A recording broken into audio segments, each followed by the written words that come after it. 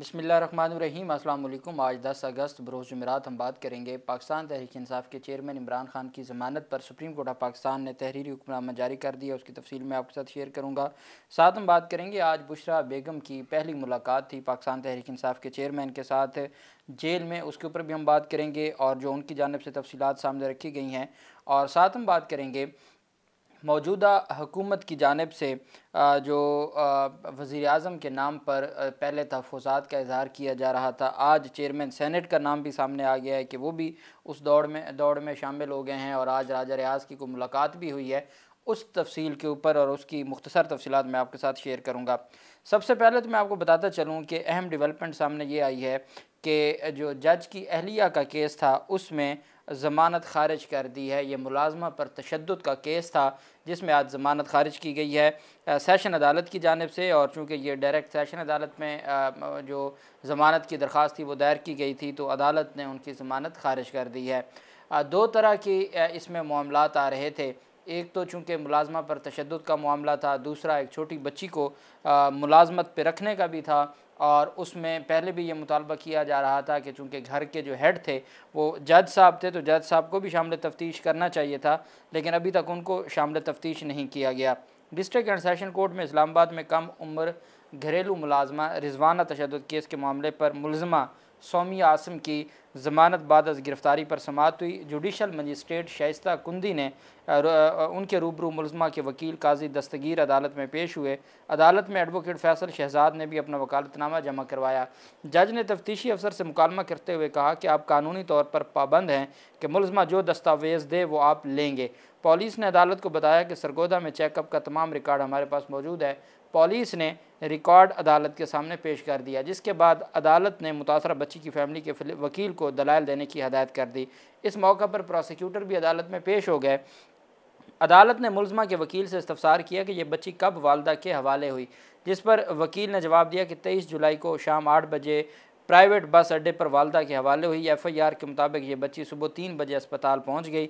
10 बजे ये यहाँ से चलते हैं और 2 बजे सरगोदा पहुंचते हैं। 3 बजे जो अस्पताल में चेकअप हुआ उसकी MLC रिकॉर्ड पर नहीं है, FIR में सिर्फ इसका जिक्र मौजूद है। मुलजमा के वकील ने दलाइल में कहा कि मैंने एक वीडियो अदालत के सामने पेश की है। इस मौके पर पुलिस ने अदालत को बताया कि वीडियो में नज़र आ रहा है कि बच्ची ज़ख्मी हालत में वालदा के हवाले की गई। पुलिस ने मोबाइल फ़ोन में वीडियो अदालत के सामने पेश कर दी। वकील मुलजमा ने बताया कि यह 3 घंटे की वीडियो हमारे पास मौजूद है, अदालत में पेश कर सकते हैं। बच्ची खुद दरवाज़ा खोलती है जहां अड्डे पर उनको उतारा गया। बच्ची पूरी वीडियो में नॉर्मल नज़र आ रही है। ये वीडियो तो अब पूरे मीडिया के पास मौजूद है। मुलजमा के वकील की जानिब से भी वीडियो अदालत के सामने पेश कर दी गई।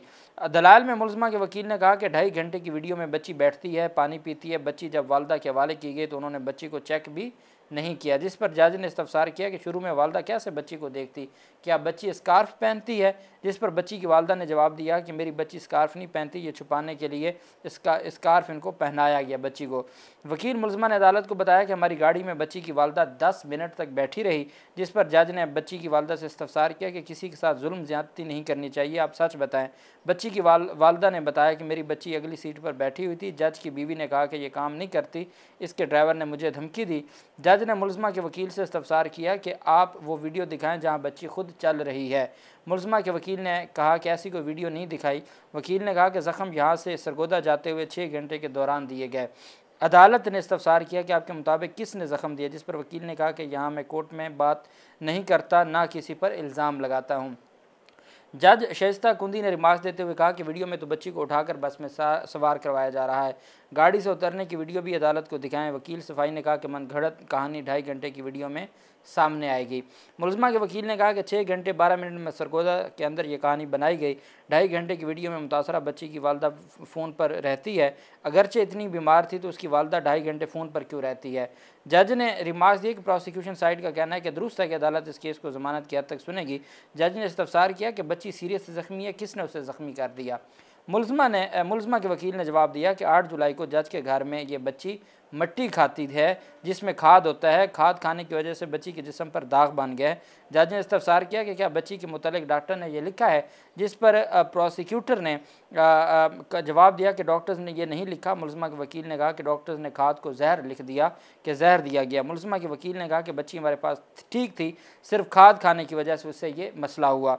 जज ने वकील से मुकालमा करते हुए कहा कि क्या आप दिखा सकते हैं जहाँ वो ठीक हालत में है, जिस पर वकील ने कहा कि मैं बाद में दिखा सकता हूँ। जज ने कहा वो बात करें जो सबूत आप दिखा नहीं सकते। वकील ने बताया कि ये बच्ची मेरे पास मुलाजमा नहीं थी, 2 रोज़ कबल मुलाजमा आई थी, उसने कहा था वो बच्ची को पैसे देती थी, हम बच्ची के वालिदैन को पैसे देते रहे, मुलाजमा नहीं थी, हमने बच्ची को पढ़ाने लिखाने के लिए केयरिंग के तौर पर रखा हुआ था। जज ने इस्तफसार किया कि आपने बच्ची को स्कूल में दाखिल करवाया, जिस पर जवाब दिया कि बच्ची ओवर एज थी। सिविल जज आसिम हफीज़ को कॉल आई, पैसे मांगे गए 24 जुलाई और उसके बाद भी 50,000 एक दफ़ा, 60,000 एक दफ़ा पैसे भेजे। जज ने रिमार्क दिया कि आप जज होकर ब्लैकमेल हो रहे हो, आपने ज़ख्मी नहीं किया तो फिर पैसे क्यों भेजे। अदालत ने इस्तफसार किया कि क्या बच्ची अपने पास रखने की कोई दस्तावेज़ है, जिस पर वकील ने जवाब दिया ऐसी दस्तावेज़ नहीं है। जज ने रिमार्क दिया हम यहाँ सिर्फ एक मुलज़मा का फ़ैसला करने बैठे हैं, आप ये जहन में ना रखें कि वो किसकी अहलिया है। मुलज़मा के वकील ने अपने दलाइल मुकम्मल किए, फिर उस पर प्रोसिक्यूशन ने अपने दलाइल दिए। बहरहाल अदालत में उनके पास कोई बात थी नहीं करने की और इधर उधर की बातें करते रहे। बाद में फ़ैसला महफूज हुआ जिसमें मजिस्ट्रेट ने उनकी ज़मानत मुस्तरद कर दी और ये बहुत बेहतर फ़ैसला था अदालत की जानिब से। दूसरी जानिब बुशरा बेगम की मुलाकात हुई है इमरान खान के साथ अटक जेल में। आधा घंटा ये मुलाकात जारी रही है। पाकिस्तान तहरीक इंसाफ के वकला भी गए हुए थे और वकला और बुशरा बेगम इकट्ठे गए थे, लेकिन बुशरा बेगम की ज़मानत उनको तो मुलाकात करने की इजाज़त दी गई, लेकिन पाकिस्तान तहरीक इंसाफ के वकला को इजाज़त नहीं दी गई। और बुशरा बेगम को भी जब अटक जेल में वो मुलाकात के लिए जाने लगी तो आधा घंटा गाड़ियों को पुलिस नाके पर रोका गया और सिर्फ क्या है ज़हनी टार्चर करना, इंतज़ार करवाया गया। फिर अंदर जब गए वहाँ भी फ़ौरन जो अटक इंतज़ामिया ने बुशरा बेगम को इमरान खान से मुलाकात की इजाज़त दी, ताहम पीटीए वकील शेर अफजल, नईम पंजोता और अली एजाज भुट्टर को इजाज़त ना मिल सकी। जेल के बाहर पुलिस और एलीट फोर्स के दस्ते मौजूद थे, मीडिया को कवरेज से रोक दिया गया और इमरान खान से मुलाकात करते हुए बुशरा बेगम का कहना था कि इमरान खान बिल्कुल दुरुस्त हालत में, ठीक हालत में हैं, उनका मोराल हाई है, वो तगड़े होकर अपनी जो सज़ा है वो भुगत रहे हैं बेगुनाह। और साथ उनको अभी तक सी क्लास में रखा गया, उनको कोई सहूलियात नहीं दी गई। जो कहानियाँ सुनाई जाती हैं प्रोसिक्यूशन की तरफ से या हुकूमत की जानिब से, वो सारी की सारी कहानियाँ हैं। हकीकत यह है कि उनको कोई रिलीफ़ नहीं दिया गया और हकीकत यह है कि उनको कोई इस तरह की फ़ैसिलिटीज़ नहीं दी गई, लेकिन इमरान खान का मोराल हाई है।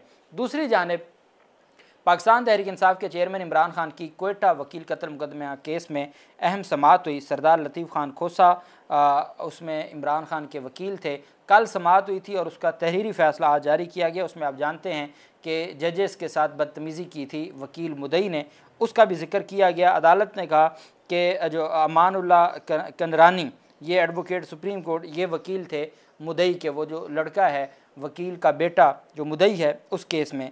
अदालत ने कहा कि जब समाअत शुरू हुई तो London council for the complainant जो मुदई के वकील थे, उन्होंने अदालत को कहा कि जो इमरान खान के ख़िलाफ़ एलिगेशन है उनके ऊपर जो देखा जाए, और जो वकील था मुदई का उसने मेरिट के ऊपर दलाल देने की बजाय, जो कुछ FIR में जिक्र था उस पर दलाल देने की बजाय उन्होंने डायरेक्ट जजेस के ऊपर अटैक कर दिया ज़ुबानी।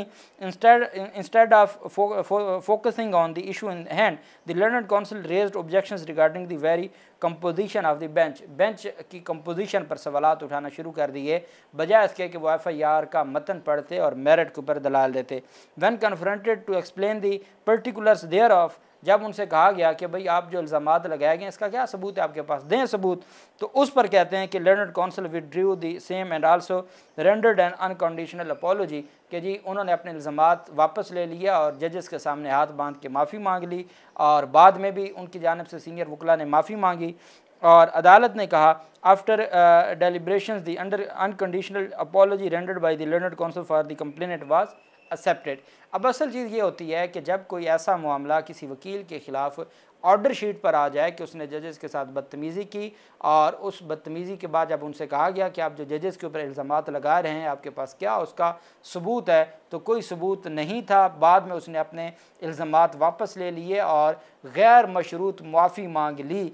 ये ऑर्डर शीट में आ जाना ही काफ़ी होता है, क्योंकि जब आगे चीज़ें चलती हैं तो जजेस का जो वकला का जो कंडक्ट है वो इन ऑर्डर्स से ही देखा जाता है। अब अगर अल्टीमेटली जस्टिस मज़ार नकवी साहब और अगर वकील ना होते तो फिर तो अनकंडीशनल अपॉलोजी नहीं मानी जानी थी, क्योंकि ये साबिक सदर हैं सुप्रीम कोर्ट बार के और सीनियर वकील हैं, बुज़ुर्ग भी हैं, इस वजह से बाकी जो वकला की जानिब से और बाकी जो नायब जो साबिक सदूर हैं सुप्रीम कोर्ट बार के, उनकी जानिब से भी, और इसमें सीनियर वकला ने अपना किरदार अदा करते हुए जजेस से रिक्वेस्ट की, जिसकी वजह से अदालत ने उनकी जो माफ़ी है उसको कबूल किया। अदालत ने कहा कि adjourn to 24/8/2023 the interim order pass earlier shall continue, कि 24 अगस्त तक इसको इल्तवा में रखा जाता है, मुलतवी की जाती है समात, और जो पहला हमने ऑर्डर दिया था जिसमें इमरान खान की ज़मानत का था वो शेल कंटिन्यू, वो कंटिन्यू रहेगा। और साथ अदालत ने कहा कि चूँकि अभी तक कोई आर्गूमेंट्स नहीं हुए और अगर ये 24/8 को जो मौजूदा बेंच है ये अवेलेबल नहीं होगा, तो जो बेंच अवेलेबल होगा उसके सामने केस को लगाया जाएगा। कल एक बात पर बार बार कहा जा रहा था कि जस्टिस याहिया अफरीदी साहब ने इस बात की इजाज़त दे दी है कि आप उनको शामिल तफ्तीश कर सकते हैं या JIT उनको शामिल तफ्तीश कर सकती है। चूँकि मामला सुप्रीम कोर्ट में पेंडिंग है तो ऑर्डर भी सुप्रीम कोर्ट ही कर सकती थी और कोई इदारा नहीं कर सकता था। तो जो रिटन ऑर्डर इमरान खान की ज़मानत में 2 हफ़्तों की तौसीह हुई है उसमें कहीं पर भी ये ज़िक्र नहीं है कि JIT जेल में जाके या JIT इमरान खान को जेल से लेके क्वेटा ले जाए और वहाँ शामिल तफ्तीश करे, ऐसी कोई बात रिटन ऑर्डर में नहीं आई। कल से एक ख़ास जो कोर्ट रिपोर्टर्स की जानिब से ये बात की जा रही थी। हाँ, वो जब दौरान आर्गूमेंट्स अदालत ने ये नहीं कहा, बल्कि अदालत ने कहा आप हमसे क्यों इजाज़त लेते हैं। वो कहते थे कि आपकी इजाज़त के बगैर मुकदमा आपके पास है, आपने ज़मानत दी हुई है, तो आपकी इजाज़त के बगैर तो नहीं हो सकता, हम किस अथॉरिटी के साथ जाएंगे। तो अदालत ने कहा नहीं, ऐसा नहीं हो सकता, बाकी अब आप रियासत हैं, तो अगर सरकार चाहती है तो वो जाएँ, आप शामिल तफ्तीश करवा लें, जेल में जाके आप सवाल जवाब पूछ लें। लेकिन अदालत ने उसको ऑर्डर्स में नहीं लिखा, जो तहरीरी हुक्मनामा था उसमें शामिल नहीं किया, और अदालत ने इमरान खान की 2 हफ़्तों के लिए जो ज़मानत है उसमें तौसीह कर दी। अल्लाह पाक पाकिस्तान का हामी और नासिर हो। बहुत शुक्रिया। अल्लाह हाफिज़। पाकिस्तान जिंदाबाद।